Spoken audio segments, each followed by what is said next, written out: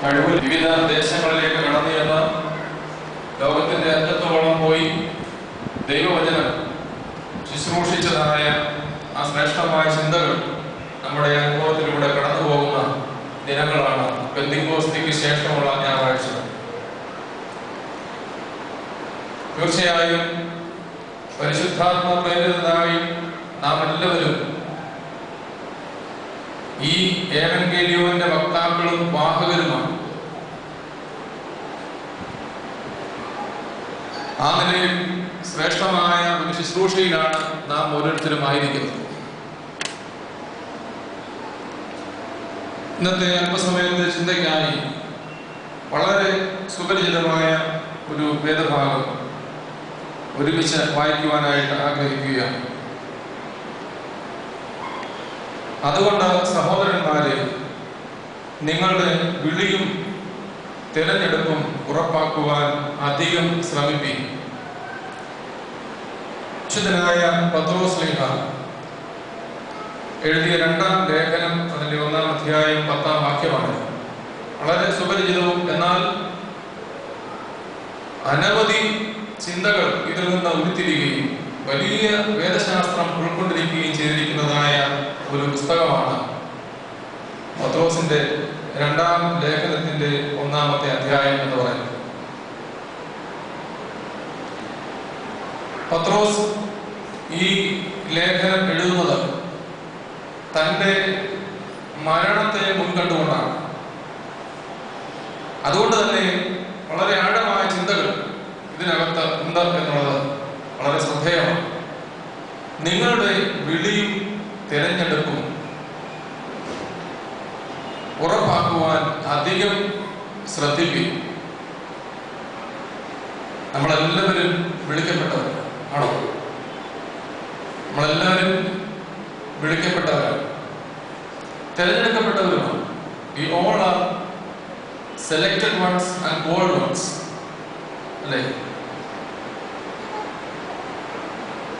ഈ തിരഞ്ഞെടുപ്പിലും വിളിക്കും നമ്മുടെ എന്തെങ്കിലും അനുവാദം വേണം? വേണോ? പറയൂ.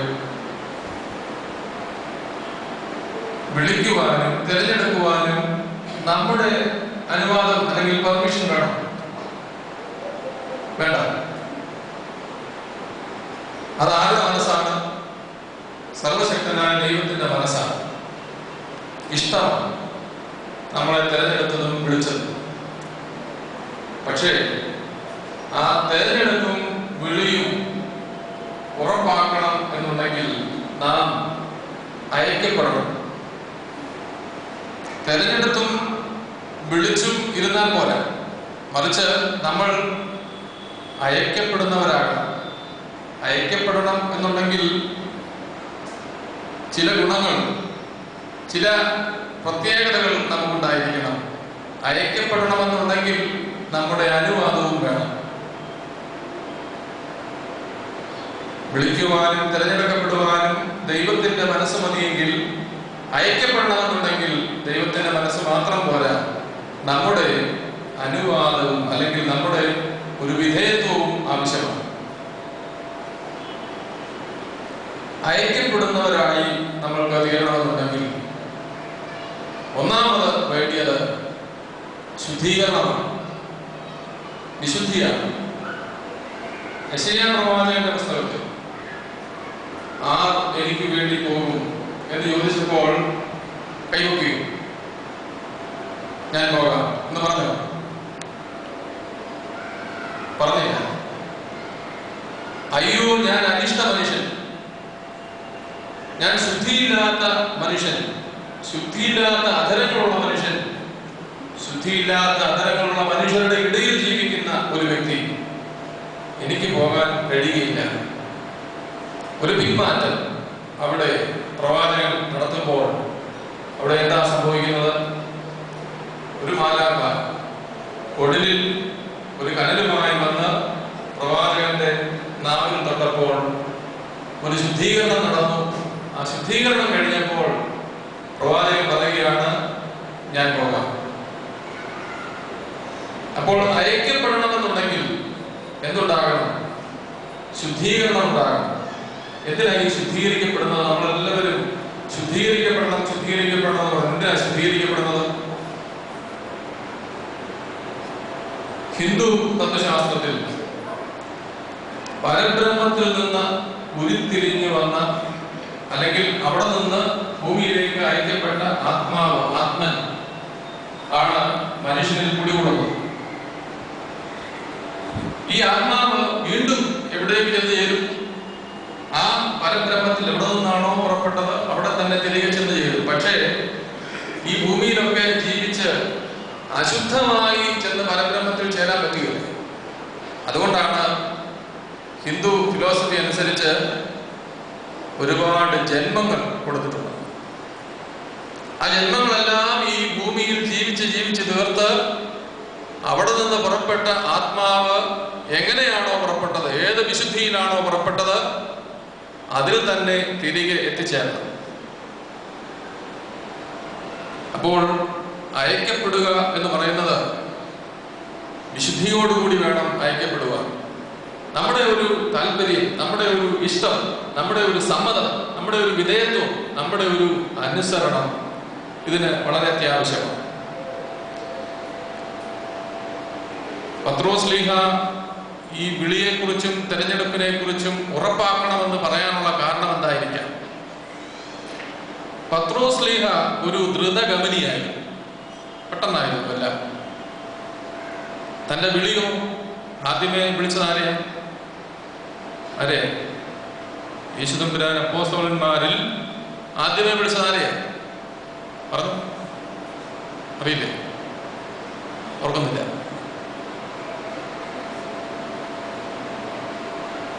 ആരെയാ വിളിച്ചത്? ശീമോൻ പത്രോസിനെയാണോ? അല്ല, അന്ത്രയോസിനെ.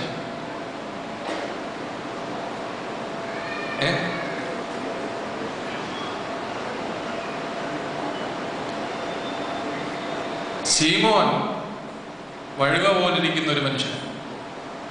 വഴുക പോലെ. എന്താ വഴുക? ഞാൻ തെന്നി പോകും, പിടി കിട്ടുകയില്ല. നമുക്കൊന്നും അങ്ങനെ സ്വഭാവമൊന്നുമില്ല കേട്ടോ.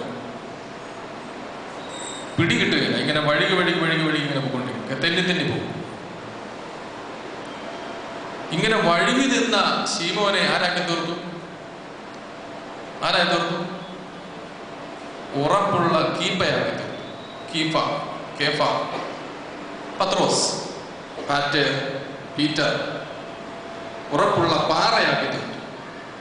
പക്ഷേ 3.5 വർഷം കാലം പത്രോസ്ലീഹ കൂടെ നടന്നെങ്കിലും ആ വഴുക സ്വഭാവം മാറിയില്ല.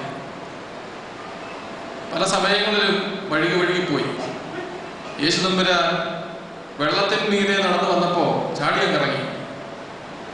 പക്ഷേ ചുറ്റുവട്ടത്തിലേക്കൊക്കെ നോക്കിയപ്പോ കണ്ണു പാളി, മനസ്സ് പാളി, താഴെ പോകാൻ തുടങ്ങി. അതിനുശേഷം ഇരിക്കേണ്ടിയിടത്ത് ഇരിക്കാഞ്ഞതുകൊണ്ട് പത്രോസ് 3 തവണ കർത്താവിനെ തള്ളിപ്പറഞ്ഞു. ഇരിക്കേണ്ടിയിടത്ത് ഇരുന്നില്ല. നമ്മളും ചില സമയത്ത് പല കൂട്ടങ്ങളിൽ പോയിരിക്കും. നമ്മള് പുറമെ വാക്കാൽ, നാവാൽ തള്ളിപ്പറയാറില്ലെങ്കിൽ പോലും ക്രിസ്തീയതയെ നമ്മൾ പല ഇരിപ്പിടങ്ങളിലൂടെ തള്ളിപ്പറയാറുണ്ട്. അവിടെ ഒരു നോട്ടം ആര് നോക്കും? യേശു പത്രോസിനെ നോക്കിയ ആ നോട്ടം നമ്മളെയും ഒന്ന് നോക്കും. ഇരിപ്പിടം മാറിയാൽ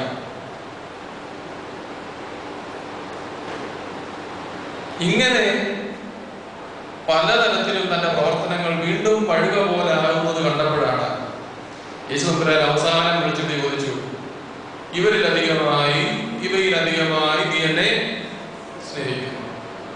ഈ അനുഭവങ്ങളൊക്കെ തന്റെ ജീവിതത്തിലൂടെ കടന്നുപോയതാണ്. അതുകൊണ്ടാണ് തന്റെ മരണത്തിന് തൊട്ടുമുമ്പ് റോമായിൽ വെച്ച് പത്രോസ് പറയുകയാണ്, നിങ്ങളുടെ വിളിയും തിരഞ്ഞെടുപ്പും കൂടുതൽ ഉറപ്പാക്കാൻ ശ്രദ്ധിക്കുകയും. അല്ലെങ്കിൽ എന്താ പറയുന്നത്? അല്ലെങ്കിൽ ക്രിസ്തുവിനെ തള്ളിപ്പറയേണ്ടിയവനായി. ആ നിലയിൽ പത്രോസ് പറയുന്ന ഒരു ശ്രേഷ്ഠമായ സന്ദേശമാണ്. അപ്പോൾ വിളിയും തിരഞ്ഞെടുപ്പും ശോധന ചെയ്തുകൊണ്ട് നാം അയക്കപ്പെടുന്നവരാണോ, അയക്കപ്പെടുവാനുള്ള വിശുദ്ധി നമുക്കുണ്ടോ? എന്റെ നമസ്കാരങ്ങൾ ആരംഭിക്കുന്നതിന് മുമ്പ്, ഏതൊരു ശുശ്രൂഷ ആരംഭിക്കുന്നതിന് മുമ്പും വായിക്കുന്ന ഒരു മസ്മൂറയാണത്. 51-ാം മസ്മൂറ, അനുതാപത്തിന്റെ മസ്മൂറയാണ്. ദൈവമേ, നിന്റെ കൃപയിൽ പ്രകാരം എന്നോട് കരുണ തോന്നണം. അശുദ്ധിയിൽ നിന്ന് വിശുദ്ധിയിലേക്ക് വരുവാൻ തക്കവണ്ണമുള്ള ഒരു പ്രേരണ ദൈവസന്നിധിയിൽ നിൽക്കുമ്പോൾ ലഭിക്കുന്നതിന് ഒരു മസ്മൂറ ധ്യാനചിന്തയായി നാം വായിച്ച് ആരംഭിക്കുകയാണ്. ശലോമോന്റെ ഉള്ളിൽ വളരെ വളരെ വേദനാജനകമായ വിഷമം നിറഞ്ഞതായ അവസ്ഥയിൽ നാഥാൻ പ്രവാചകന്റെ അടുക്കൽ എത്തി തന്റെ പാപങ്ങളും തെറ്റുകളും ഒക്കെ ഏറ്റുപറയുമ്പോൾ ഉരുത്തിരിഞ്ഞു വന്ന ഒരു സങ്കീർത്തന ഭാഗമാണ്. നിർമ്മലമായ ഒരു ഹൃദയം എന്നിൽ സൃഷ്ടിച്ച് സ്ഥിരതയുള്ള ആത്മാവിനെ എന്റെ ഉള്ളിൽ പുതുക്കേണമേ എന്ന് പ്രാർത്ഥിക്കുകയാണ്. വലിയ തെറ്റ്, വലിയ പാപം ചെയ്തു കഴിയുമ്പോൾ ഉണ്ടാകുന്ന ഒരു അനുതാപം. ചിലർക്ക് എത്ര പറഞ്ഞാലും തന്റെ തെറ്റിനെ തിരിച്ചറിയാനായിട്ട് കഴിയില്ല. എത്ര പറഞ്ഞാലും ഭാര്യാഭർത്തൃ ബന്ധത്തിലാണെങ്കിലും, കുഞ്ഞുങ്ങളോട് പറഞ്ഞു കൊടുക്കുന്ന കാര്യത്തിലായിരുന്നാലും, ടീച്ചേഴ്സ് കുഞ്ഞുങ്ങളെ കുറിച്ച് പറയുന്ന കാര്യത്തിലായിരുന്നാലും, കൂട്ടുകാർ തമ്മിൽ പറയുമ്പോഴാണെങ്കിലും ചില തെറ്റുകൾ ചൂണ്ടിക്കാണിച്ചു കൊടുത്താൽ മനസ്സിലാക്കില്ല. എന്താ കാര്യം?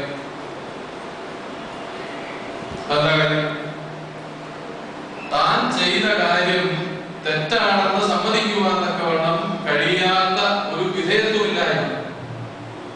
ഇത് കാരണത്താലാണ് ആ ഒരു വിശുദ്ധീകരണത്തിലേക്ക് വരുവാൻ തക്കവണ്ണം കഴിയാതെ പോകുന്നത്. ആ തെറ്റിനെ കുറിച്ചുള്ളതായ ബോധ്യം നമ്മുടെ മനസ്സിൽ കടന്നു വരും. അപ്പോഴാണ് നമുക്ക് ആ തെറ്റിനെ മാറ്റുവാനും അതിനെ അതിജീവിക്കുവാനും മറികടക്കുവാനും ഒക്കെ സാധിക്കും. ഈ വിശുദ്ധീകരണത്തിനെ കുറിച്ച്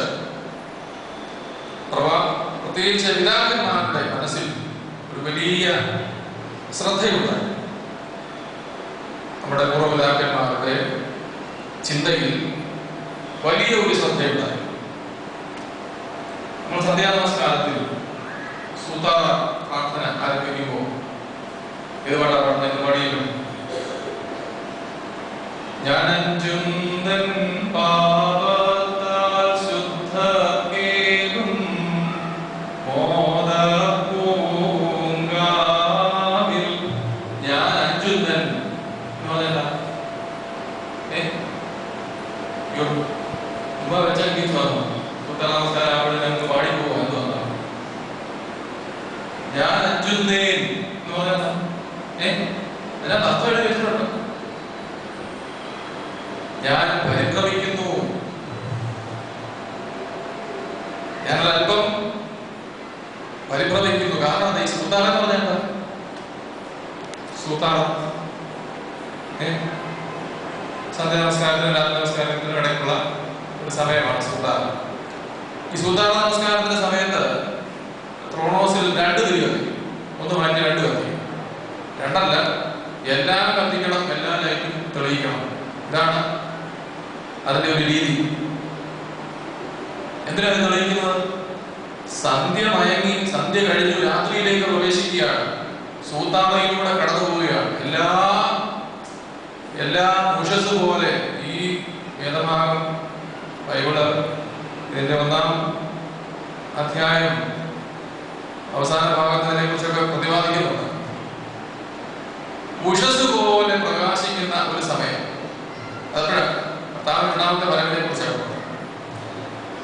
സൂത്താള നമസ്കാരം രാത്രിയിലേക്ക് പ്രവേശിക്കുകയാണ്, ഇരുട്ടിലേക്ക് പ്രവേശിക്കുകയാണ്. ആ സമയത്ത് പിതാക്കന്മാർ പരിഭ്രമിക്കുക. എന്താ? ഞാൻ അഞ്ചുന്നേ പാപത്താൽ ശുദ്ധർക്കേകും മോദ പൂങ്കാവിൽ വേദിക്കൊപ്പം എന്നെ നിർത്തരുതേ, നിനക്ക് ഇഷ്ടമുള്ള സ്ഥാനത്ത് എന്നെ ആക്കേണമേ എന്നാണ് ആ പാട്ട് പാടുന്നത്. ഞാൻ പരിഭ്രമിക്കുകയാണ്, രാത്രി നമസ്കാരം അല്ലെങ്കിൽ രാത്രിയിലേക്ക് പ്രവേശിക്കുന്നു, ഇരുട്ടിലേക്ക് പ്രവേശിക്കുന്നു. അവിടുന്ന് എന്റെ ഉള്ളിലുള്ളതായ പാപത്തെ അന്ധകാരമയമാക്കി തീർക്കരുതേ, നിനക്കിഷ്ടമുള്ള ഒരു സ്ഥാനത്ത് എന്നെ ആക്കേണമേ എന്ന് ഒരു ശങ്കയോടുകൂടി പ്രാർത്ഥിക്കുകയാണ് പിതാക്കന്മാർ. അപ്പോൾ നമ്മുടെ ഉള്ളിലുള്ള പാപത്തെ കുറിച്ചുള്ളതായ ഒരു ബോധ്യം ഉണ്ടായെങ്കിൽ മാത്രമേ ശുദ്ധീകരണം നടക്കൂ. നമ്മളിലാണ് ഈ പരിഭ്രമിക്കുന്നത്, അതിനെ പരിഭ്രമിക്കുന്നുണ്ട് നമ്മുടെ പാപത്തെ ഓർത്ത്. അങ്ങനെ അല്ലെങ്കിൽ ഈ കുടുംബ ജീവിതത്തിലൊക്കെ എന്തോ ഒരു സമാധാനം ഉണ്ടായെങ്കിൽ ഭാര്യ തെറ്റ് ചെയ്ത് കഴിഞ്ഞാൽ ഭർത്താവ് വന്ന് വഴക്ക് പറഞ്ഞാൽ ഇത് കുറെ നാളായിട്ട് കേൾക്കുന്നു എന്ന് പറഞ്ഞ് പുറത്തിരിഞ്ഞു പോയി തിരിച്ചാണ് ചിലരൊക്കെ ചിരിക്കുന്നുണ്ട്. ഇങ്ങനെ പരസ്പരം വിരുദ്ധമാകുമ്പോഴാണ് വീടുകളിൽ പ്രയാസങ്ങൾ ഉണ്ടാകുന്നത്. ഒരുപാട് മുറിയൊക്കെ ഉണ്ടെങ്കിൽ നമുക്ക് കുഴപ്പമില്ല, നാട്ടിലൊക്കെ ആണെങ്കിൽ ഏതെങ്കിലുമൊക്കെ മുറിയിൽ പോയി കുഴപ്പമുണ്ടാകും. ഇവിടെ ആകെ പോയി ഒരു LIGയോ MIGയോ വല്ലതുമായി, അല്ല ജനതാ പാർട്ടി വല്ലതുമായിരിക്കും. അതിനകത്ത് കിടന്ന് വഴക്ക് കൂടരുത് ദൈവത്തെ ഓർത്ത്. കാരണം ഈ പിള്ളേർ കിട്ടും. നാട്ടിലാണെങ്കിൽ വാഴയുടെ മറവിനെ കാണുമ്പോൾ ഒരു നടിയുണ്ടാകും. ഇതാണ്. അപ്പൊ നമ്മൾ പറയുന്ന വാചകങ്ങൾ ഒന്നുകിൽ പരസ്പരം ഒന്ന് അംഗീകരിക്കുവാനായിട്ട് തയ്യാറാണ്, അതല്ലെങ്കിൽ പരസ്പരം ഒന്ന് വിട്ടുകൊടുക്കാനായിട്ട് തയ്യാറാണ്. ഇത് രണ്ടും അല്ലെങ്കിൽ ഇത് കേട്ടും കണ്ടും ഒക്കെ വളർന്നു വരുന്ന കുഞ്ഞുങ്ങളുണ്ടെന്നുള്ളതായ ഒരു ബോധ്യം നമുക്കുണ്ടായിരിക്കും. പാലൊക്കെ ഞങ്ങൾക്ക് കുഴപ്പമില്ല, എങ്ങനെയും ഒക്കെ ആ ദേഷ്യം പറഞ്ഞു തീർക്കുക.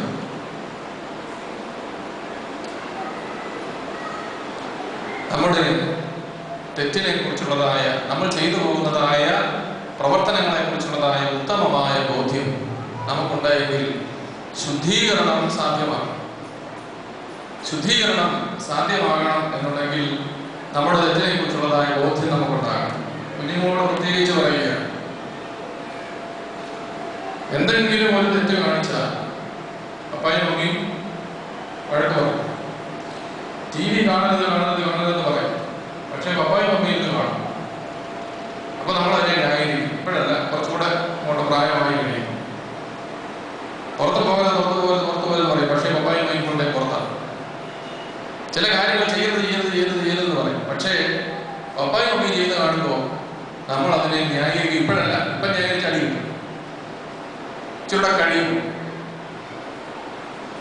അപ്പൊ അങ്ങനെ നമ്മൾ മുതിർന്നവര്, മാതാപിതാക്കള് ഭയത്തോടുകൂടി വേദനയോടുകൂടി നോക്കിയിട്ട് കാര്യമില്ല. കുറവാക്കാണ്, ആരുടേതാണ്?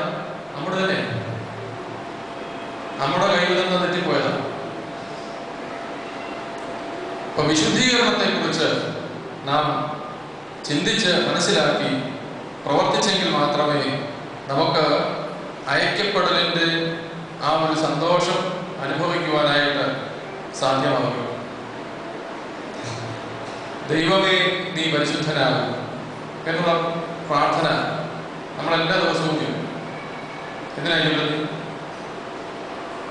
നമ്മുടെ അശുദ്ധിയെ കുറിച്ചുള്ളതായ ബോധ്യം നമ്മുടെ ഉള്ളിൽ വളരെ ശക്തമായി ഉണ്ടാകുന്നതിന് വേണ്ടിയിട്ടാണ്. ഇതാണ് ഞാൻ നേരത്തെ പറഞ്ഞത്. പിതാക്കന്മാരുടെ പാട്ടുകളിലും പ്രാർത്ഥനകളിലും ഒക്കെ തങ്ങളുടെ ഉള്ളിലുള്ള അശുദ്ധിയെ കുറിച്ചുള്ള ബോധ്യം കൂടുതലായി ഇളകി വരത്തക്കതുപോലെയുള്ളതായ പ്രാർത്ഥനകളായിരുന്നുണ്ടായിരുന്നു.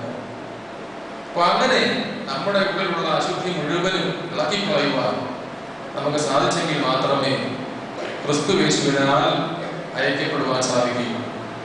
വിളിയും തെരഞ്ഞെടുപ്പും ഒക്കെ ഉള്ളവരാണ് നല്ലത്. അതിന് നമ്മുടെ മാമോനീസ തൊട്ടി സാക്ഷിയാണ്. നമ്മുടെ തലത്തൊട്ടപ്പനും തലത്തൊട്ട അമ്മയും ഒക്കെ സാക്ഷികളാണ്.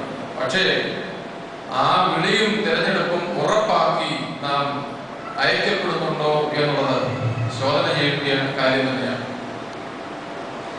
പത്രോസ്ലീഹ ഈ ഭാഗം വായിക്കുന്നതിന് എഴുതുന്നതിന് തൊട്ട് മുമ്പ് ചില കാര്യങ്ങൾ സ്നേഹത്തോട് ചേർക്കണം എന്ന് പറയുന്നു. വിശ്വാസത്തോട്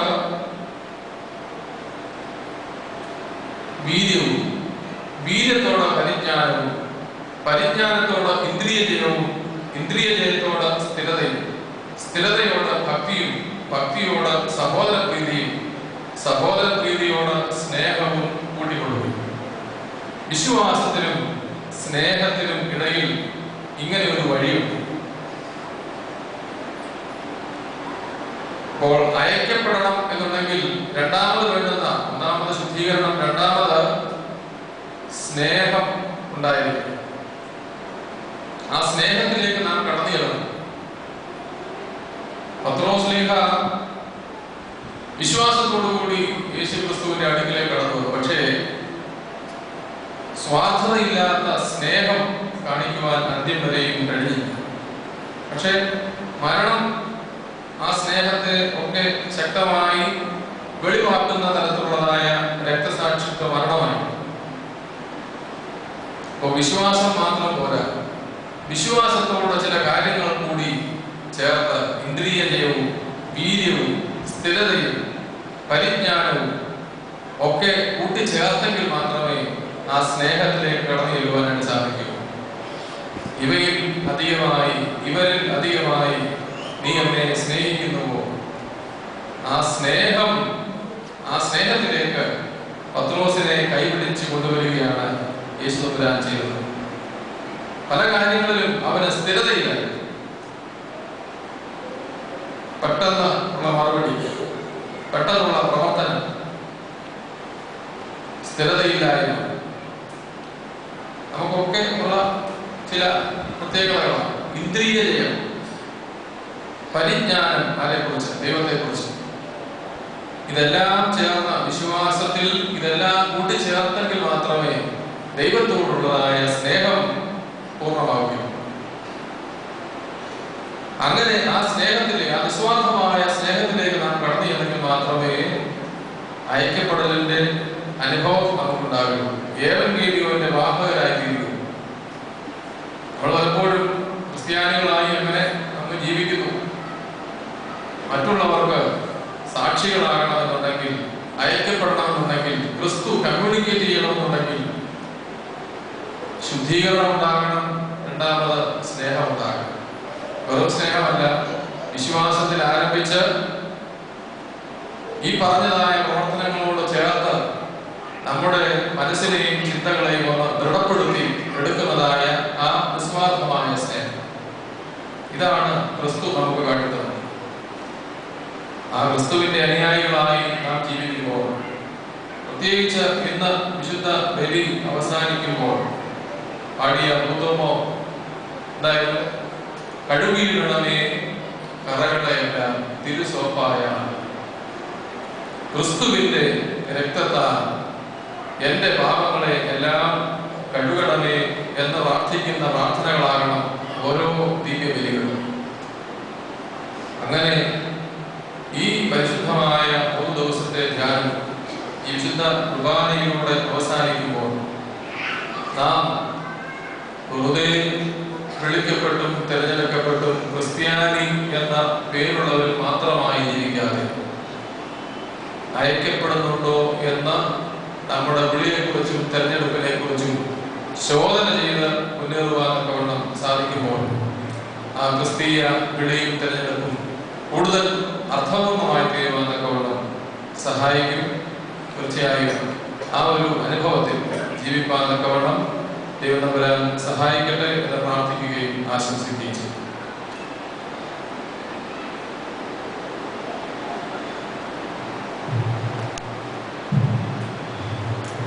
കർത്താവിൽ അനുഗ്രഹിക്കപ്പെട്ട സഹോദരങ്ങളെ, ഞങ്ങളോട് ചേർന്ന് 2-3 ദിവസം ഈ ഭദ്രാസനത്തിലെ വൈദികരായി ഞങ്ങൾക്ക് ഒരുമിച്ച്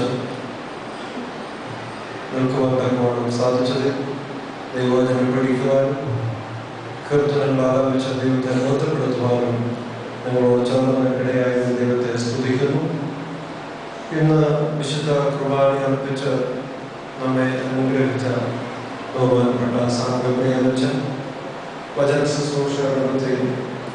നമ്മെ പ്രബുദ്ധരാക്കിയ അജീച്ച കൊച്ചൻ, അതുപോലെ ഇന്നത്തെ ആരാധനയ്ക്ക് സഹകാർമ്മികത്വം ലഭിച്ച പ്രിയപ്പെട്ട തോമസ് അച്ഛൻ, ജോൺസൺ അയ്യപ്പച്ചൻ തുടങ്ങിയ വൈദിക ശ്രേഷ്ഠരോടുള്ള സന്തോഷവും സ്നേഹവും ഈ സമയം അറിയിക്കട്ടെ. ഞാനിവിടെ നിൽക്കുന്നത് ഈ 2-3 ദിവസം വളരെ അനുഗ്രഹകരമായി ഈ ശുശ്രൂഷകളിലൊക്കെ സഹകരിച്ച നിങ്ങളെ ഒരു വാക്ക് അപ്രീഷിയേറ്റ് ചെയ്യുക എന്നുള്ള ഒരു ഉദ്ദേശത്തോടെയാണ്. ജോലിയുടെ തിരക്കിലും നിങ്ങൾ ഒത്തൊരുമിച്ച് കൂടി ഒരുപാട് തക്കവണ്ണം ഇടയായി.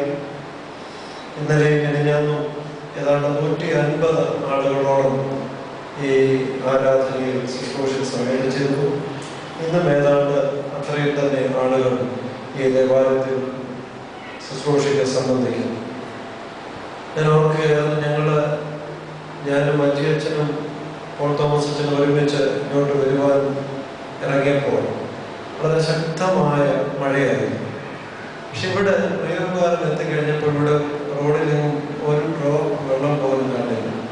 ഞങ്ങളിങ്ങോട്ട് വന്നപ്പോഴേ പറഞ്ഞു വന്നിരുന്നു, ഇന്ന് പള്ളിയിൽ ആരും കാണുകയില്ലായിരിക്കും, കാരണം ഇത്ര ശക്തമായ മഴയും. ഞങ്ങൾ തന്നെ ഏതാണ്ട് അരമണിക്കൂറോടുകൂടെ വരേണ്ട സാഹചര്യത്തിൽ 1 മണിക്കൂറിന് മുകളിൽ എടുത്തു ഞങ്ങളിവിടെ എത്തുവാൻ തക്കണം. പക്ഷെ ഈ പ്രകൃതിയൊക്കെ മഴ നമുക്ക് ആവശ്യമാണ് ഇപ്പോൾ ഈ കാലാവസ്ഥയിൽ. പക്ഷേ ഈ ശുശ്രൂഷയുടെ സമാപന ദിവസവും നിങ്ങൾക്ക് വന്ന് സംബന്ധിക്കത്തക്കവണ്ണം പ്രകൃതിയൊക്കെ അനുകൂലമാക്കി എല്ലാ സാഹചര്യങ്ങളെയൊക്കെ ദൈവം തമ്പുരാൻ ക്രമീകരിച്ചതെന്ന് നമ്മെ ബലപ്പെടുത്തി. നന്ദിയോടെ ദൈവത്തെ നമുക്ക് ബോധപ്പെടുത്താം. ഈ 3 ദിവസങ്ങളിൽ ഈ ശുശ്രൂഷകളിൽ ഭാഗമാക്കായി എല്ലാ കാര്യങ്ങളിലും ആത്മാർത്ഥമായി സഹകരിച്ച് നമുക്ക് ഒരുമിച്ച് പ്രാർത്ഥിക്കുവാനുള്ള സാഹചര്യങ്ങളുണ്ടായിരുന്നു. നിങ്ങളെ എല്ലാവരെയും പ്രത്യേകിച്ച് അഭിനന്ദിക്കുന്നു. വൈദിക സംഘത്തിന്റെ ശുശ്രൂഷ ബഹുമാനപ്പെട്ട സജി അച്ഛൻ ഓർപ്പിക്കുകയുണ്ടായി. ഇടവക ആവശ്യപ്പെട്ട് ഞങ്ങൾ വരുന്നതല്ല, ഞങ്ങൾ തന്നെ അങ്ങോട്ട് നിർദ്ദേശം വെച്ച് ഈ ശുശ്രൂഷ ക്രമീകരിക്കുന്നതാണ്. ബഹുമാനപ്പെട്ട ഷാബു അച്ഛൻ ഈ ക്രമീകരണങ്ങൾ വേണ്ടതുപോലെ ചെയ്ത് ഏറ്റവും മനോഹരമായി ഈ ശുശ്രൂഷ ആക്കി തീർക്കത്തക്കവണ്ണം അച്ഛന് പരിശ്രമിച്ചു. ബഹുമാനപ്പെട്ട അച്ഛനോടും അച്ഛൻ്റെ കുടുംബത്തോടുമുള്ള ഈ വൈദിക സംഘത്തിൻ്റെ സ്നേഹവും സന്തോഷവും അറിയിക്കുന്നു. ഈ ശുശ്രൂഷ സംബന്ധിച്ച എല്ലാവരോടുമുള്ള നന്ദി അറിയിക്കുന്നു. പ്രത്യേകിച്ച് ഇവിടെ വേണ്ട ക്രമീകരണങ്ങൾ ചെയ്ത ഇടവകയുടെ ഓഫീസ് ബെയറേഴ്സ്, പ്രത്യേകിച്ച് trustee, secretary, vice chairman, committee അംഗങ്ങൾ, ഇവരെല്ലാവരോടുമുള്ള സ്നേഹവും സന്തോഷവും അറിയിക്കുന്നു. ഈ കഴിഞ്ഞ 2 ദിവസവും ഇന്ന് അനുഭവിക്കാൻ പോകുന്നതുമായ ഫുഡ് ക്രമീകരണങ്ങളൊക്കെ ഏറ്റവും മനോഹരമായും ഏറ്റവും രുചികരമായും ഒക്കെ ക്രമീകരിച്ച് ഞങ്ങളെ ബഹുമാനിക്കുവാൻ തക്കവണ്ണം ശ്രമിച്ച എല്ലാ സഹോദരിമാരോടുമുള്ള സന്തോഷവും സ്നേഹവും പ്രത്യേകിച്ച് ഈ സമയത്ത് അറിയിക്കുന്നു.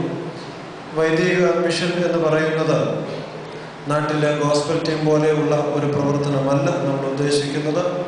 ഈ ഭദ്രാസനത്തിലെ മെത്രാപ്പൊലീത്തയും ഈ ഭദ്രാസനത്തിലെ എല്ലാ വൈദികരും നമ്മുടെ ഡൽഹിക്കകത്തുള്ള ഇടവകൾ ആദ്യമേ, അത് കഴിഞ്ഞ് ഡൽഹിക്ക് പുറത്തുള്ള ഇടവകളുമൊക്കെ സന്ദർശിച്ച് ഒത്തൊരുമിച്ചൊന്ന് പ്രാർത്ഥിക്കുകയും ഒത്തൊരുമിച്ച് സ്നേഹം പങ്കിടുകയും ഒത്തൊരുമിച്ച് ആശയവിനിമയം നടത്തുകയും ചെയ്യുന്ന ഒരു സാഹചര്യം മാത്രമാണ് ഇതുകൊണ്ട് ഉദ്ദേശിക്കുന്നത്. ആ ഒരു നിലയിൽ നമുക്ക് ഒരുമിച്ച് കൂടി വന്ന് പ്രാർത്ഥിക്കുന്നത് നമ്മുടെ ഓരോ ഇടവകയ്ക്കും അനുഗ്രഹമാണ് എന്നുള്ളത് ഞാൻ പറയാതെ തന്നെ നിങ്ങൾക്കറിയാം.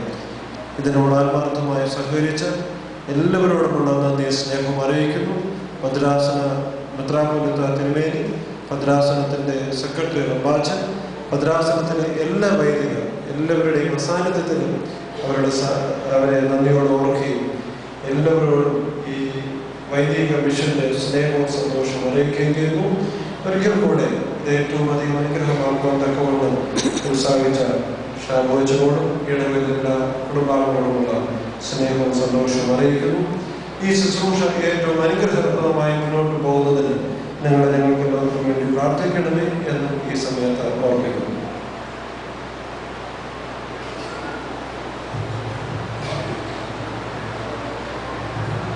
ബഹുമാനപ്പെട്ട സാമച്ചൻ, മറ്റ് വൈദികരെ, കർത്താവ് പ്രിയരെ, കഴിഞ്ഞ 3 ദിവസമായി എല്ലാ തരത്തിലുമുള്ള അനുഗ്രഹങ്ങൾ ഈ ഇടവകയ്ക്ക് സ്വീകരിക്കാൻ തക്കവണ്ണം ദൈവം ഒരു അവസരം ഒരുക്കി തന്നു. പ്രതീക്ഷിച്ചതിൽ ഉപരിയായി കർത്താവിൻ്റെ കൃപകൾ, അനുഗ്രഹങ്ങൾ സ്വീകരിക്കാൻ തക്കവണ്ണം ഈ ഇടവകയ്ക്ക് സാധിച്ചു. മോശയും ഏലിയാവും യേശുക്രിസ്തുവിന് മുമ്പാകെ പ്രത്യക്ഷപ്പെട്ട് യേശുവിൻ്റെ മരണത്തെക്കുറിച്ച് സംസാരിക്കുന്ന ആ സ്വർഗീയമായ അനുഭവത്തിൽ പത്രോസ് അവിടെ തന്നെ താമസിക്കുവാൻ ആഗ്രഹിക്കുകയാണ്. ഈ കഴിഞ്ഞ 3 ദിവസവും ഓരോ ദിവസം കഴിയുമ്പോഴും എനിക്ക് വന്ന ഫോൺ കോളുകളൊക്കെ വളരെ ലേറ്റ് ആയെങ്കിലും നമ്മൾ ഭദ്രാസനത്തിൽ ആരംഭിച്ചത് വളരെ അനുഗ്രഹപ്രദമായി. പ്രസംഗങ്ങൾ അത് കുറഞ്ഞു പോയോ എന്നുള്ള സംശയമാണ്. കുറച്ചുകൂടെ നമുക്ക് സമയം ഉണ്ടായിരുന്നെങ്കിൽ നല്ലതായിരുന്നു എന്നുള്ള പല അഭിപ്രായങ്ങൾ പലരും കേൾക്കുകയുണ്ടായി. തീർച്ചയായിട്ടും സ്വർഗീയമായ അനുഭവം നമ്മൾക്കുണ്ടായി, അനുഭവിച്ചു. ദൈവം നല്ലത് അനുഭവിച്ചു എന്തൊക്കെ നമുക്ക് സാധിച്ചു. ഞാൻ ആദ്യ ദിവസം പറഞ്ഞതുപോലെ ഈ ഭദ്രാസനത്തിലെ വൈദികരെ നമ്മൾ ആരും ക്ഷണിച്ചവരല്ല. ഒരൊറ്റ വൈദികരെ നമ്മൾ ക്ഷണിച്ചില്ല, തിരുമേനിയെ ക്ഷണിച്ചിട്ടില്ല. പക്ഷേ ഇവരെല്ലാവരും ഈ ദേവാലയത്തിൽ വന്നത് ഈ ദേവാലയത്തിന് വേണ്ടി, ഈ സമൂഹത്തിന് വേണ്ടി, നമുക്കും നമ്മുടെ കുടുംബങ്ങൾക്കും വേണ്ടി പ്രാർത്ഥിക്കാൻ വേണ്ടിയാണ്. ആ പ്രാർത്ഥന ദൈവം സ്വീകരിച്ചു, അനുഗ്രഹം നമുക്ക് തരും. പ്രത്യേകിച്ച് സജീവൻ ഓർമ്മിച്ച പോലെ പ്രകൃതി പോലും നമുക്ക് അനുകൂലമാക്കി ദൈവം തന്നത് ഈ ഒരു അനുഭവത്തിന് വേണ്ടിയാണ്. നന്ദി വീണ്ടും പറഞ്ഞ് ഞാൻ ആവർത്തന ഉറവാക്കുന്നില്ല. എങ്കിൽ പോലും അഭിനന്ദ തിരുമനസ്സിനോടും റബ്ബാച്ചോടും നന്ദി വാക്കുകൾക്ക് അതീതമാണ്. പ്രത്യേകിച്ച് ഇന്ന് വിശുദ്ധ കുർബാന അർപ്പിച്ച സാമ്പി ഗബ്രിയേലച്ചനോട് നന്ദി ഞാൻ അറിയിക്കുകയാണ്. അച്ഛൻ ആദ്യത്തെ ദിവസം ഇവിടെ വന്നു. അച്ഛൻ കുർബാന ചൊല്ലിയപ്പോഴാണ് മനസ്സിലൊരു കാര്യം ഓർമ്മ വന്നത്. ഈ ദേവാലയത്തിന്റെ കൂതാശ കഴിഞ്ഞ് അച്ഛനെ ഞാൻ കണ്ടപ്പോൾ എന്നോട് അച്ഛനൊരു കാര്യം ആവശ്യപ്പെട്ടു. അച്ഛാ, എനിക്ക് അവിടെ വന്നത് കുർബാന ചൊല്ലണം. ഒരു സൺഡേ ഞാൻ അവിടേക്ക് വരാം, അച്ഛന് സരദികർപ്പണിൽ കുർബാന ഇടണം. നമ്മൾ രണ്ടുപേരും മാത്രം ഇത് അറിഞ്ഞാൽ മതി. കുർബാന ചൊല്ലിക്കഴിഞ്ഞ് നമുക്ക് പോരാ. എനിക്ക് സന്തോഷം തോന്നി. പക്ഷെ പലപ്പോഴും പല കാരണം കൊണ്ട് എനിക്ക് അച്ഛനോട് ഒന്ന് ക്ഷണിക്കാൻ തക്കോണം സാധിച്ചില്ല. പക്ഷേ എൻ്റെ വിഷമം ഇന്ന് തീർന്നത്, ആ വിഷമം തീർന്ന് ഇന്നാണ് ബഹുമാനപ്പെട്ട അച്ഛന് ഇവിടെ വന്നു, വിശുദ്ധ ബലി അർപ്പിച്ചു, നമ്മളെ അനുഗ്രഹിച്ചു. തീർച്ചയായിട്ടും ഞങ്ങളൊക്കെ പിതൃതുല്യം സ്നേഹിക്കുകയും ബഹുമാനിക്കുകയും ചെയ്യുന്ന അച്ഛൻ്റെ സാന്നിധ്യം തന്നെ ഞങ്ങൾ വൈദികർക്ക് ഒരു ആത്മീയമായ അനുഭവമാണ്. യാതൊരു സംശയമില്ല. എല്ലാ കാര്യത്തിലും നല്ല റോൾ മോഡലായി സഭയ്ക്ക് വേണ്ടി, സഭയുടെ വിശ്വാസത്തിന് വേണ്ടിയും അജഞ്ചനം പ്രവർത്തിക്കുന്ന അച്ഛനുള്ള നന്ദി വാക്കുകൾക്ക് അതീതമാണ്. ഈ ഇടപെടലിലുള്ള എല്ലാ സ്നേഹ ആദരവുകളും നന്ദികളും ഈ അച്ഛൻ്റെ തൃപ്പാദങ്ങളിൽ ഈ ഇടവക സമർപ്പിക്കുന്നു. വന്നിട്ടുള്ള പോൾ തോമസ് അച്ഛനെയും ജോൺ കെ ശങ്കർ അച്ഛനെയും നിങ്ങൾ പരിചയപ്പെടുത്തി കഴിഞ്ഞു. IP ജോൺസൺ അച്ഛനെ പരിചയപ്പെടേണ്ട ആവശ്യമില്ല. നമ്മുടെ നോയിഡ ഇടവക വികാരിയായിട്ട് സമയങ്ങളൊക്കെ ഇവിടെ വരികയും വേണ്ട സപ്പോർട്ടുകൾ നൽകുകയുണ്ടായി. ഇപ്പോൾ മാർ ഗ്രിഗോറിയോസ് ദ്വാരകയിലെ വികാരിയായിട്ട് അച്ഛൻ സേവനം അനുഷ്ഠിക്കുന്നു. ബഹുമാനപ്പെട്ട അജി അച്ഛനെ കുറച്ച് പേർക്ക് പരിചയമുണ്ട്. ജാൻസി സെന്റ് ജോർജ് ഇടവകയുടെ വികാരിയായിട്ടും അയനാർ ശാഖന്റെ വികാരിയായിട്ടും അച്ഛനും സേവനം അനുഷ്ഠിക്കുന്നു. നല്ലൊരു മെസ്സേജ് അച്ഛൻ നമുക്ക് കാഴ്ചവെച്ചു. എനിക്ക് തോന്നുന്നു ഈ ഒരു മിഷൻ ഒരു വർഷം കൊണ്ട് എല്ലാ പണി പൂർത്തീകരിക്കുമ്പോൾ പക്ഷെ പലപ്പോഴും നാട്ടിൽ നിന്നാണ് വൈദികരെ പ്രസംഗത്തിന് ക്ഷണിച്ചുകൊണ്ടിരുന്നത്. അതൊക്കെ മാറിക്കൊണ്ട് ഇവിടുത്തെ വൈദികര് ദൈവജനം പറയുന്നത് നല്ല കഴിവും അനുഗ്രഹവും ലഭിച്ചിട്ടുള്ളവരാണ്. അവർ വഴി മറ്റ് മിഷൻ ഗ്രൂപ്പുകളൊക്കെ വിളിക്കാൻ ബുദ്ധിമുട്ടുള്ള പള്ളിയൊക്കെ, സാമ്പത്തിക പ്രയാസ പള്ളികൾക്കൊക്കെയും ഒരു അനുഗ്രഹവും അനുഭവമാക്കി തീർക്കാൻ തക്കണം ഈ വൈദിക മിഷന് സാധിക്കും എന്ന കാര്യത്തിൽ യാതൊരു സംശയമില്ല. ജോൺ കെ ശങ്കർ എല്ലാവർക്കും നന്ദി പറഞ്ഞു. പക്ഷേ ഇതിന്റെ വളർച്ചയ്ക്ക് വേണ്ടി ചുക്കാൻ പഠിക്കുന്ന വൈദ്യുതി ഒരാളാണ് ജോൺ കെ ശങ്കർ. എനിക്ക് തോന്നുന്നു എൻ്റെ ഒരു മെസ്സേജ് വന്നത് ഒരു ദിവസം രാത്രി ഒരു 12:30 ആയപ്പോഴാണ്. മെസ്സേജ് നോക്കിയപ്പോൾ ജോൺ കെ ശങ്കർ അയച്ച മെസ്സേജാണ്, മിഷൻ ഇത്ര ഇന്ന പഠിപ്പിച്ച പ്രോഗ്രാം നടത്തുന്നത്. അപ്പോൾ തീർച്ചയായിട്ടും ഇവരൊക്കെ പ്രവർത്തിക്കുന്നതിന്റെ ഫലമായിട്ടാണ് ദൈവത്തിൻ്റെ അനുഗ്രഹം ഉണ്ടാകും. ആത്മാർത്ഥത എവിടെ പ്രവർത്തിക്കുന്നു അവിടെയൊക്കെയും ദൈവത്തിന്റെ അനുഗ്രഹം ഉണ്ടാകും എന്ന കാര്യം യാതൊരു സംശയമില്ല. നിങ്ങളുടെ ആർക്കും നന്ദി പറയേണ്ട ആവശ്യമില്ല. എൻ്റെ ഇടവയുടെ ഒരു അനുഗ്രഹം എന്ന് പറയുന്നത്, പ്രത്യേകം എന്ന് പറയുന്നത്, ഒരു വാക്ക് പറഞ്ഞാൽ മതി, കണ്ടറിഞ്ഞ് എല്ലാ കാര്യങ്ങളും അച്ഛൻ പറയുന്നതിലുപരിയായിട്ട് ചെയ്യും. അത് ഈ ഒരു 3 ദിവസം ഉണ്ടായി. കാര്യത്തിലും യാതൊരു സംശയമില്ല. സന്തോഷമുണ്ട്. വികാരികളുടെ എല്ലാവരും നന്ദി ഒറ്റ വാക്കാൽ അറിയിക്കുന്നു. കടന്നു വന്നിട്ടുള്ള മറ്റ് ഇടവകൾക്കും മറ്റു സ്ഥലമൊക്കെയും വന്നിട്ടുള്ള നന്ദി ഈ ഇടവകയിൽ അറിയിക്കുന്നു. കൈമുതിന് ശേഷം ഒരു റിഫ്രഷ്മെന്റ് അറേഞ്ച് ചെയ്തിട്ടുണ്ട്. അതിൽ പങ്കെടുത്ത ശേഷം മാത്രമേ പോകാമെന്ന് അറിയിക്കുന്നു. ദൈവം നമ്മെ ഓരോരുത്തരെയും അനുഗ്രഹിക്കട്ടെ.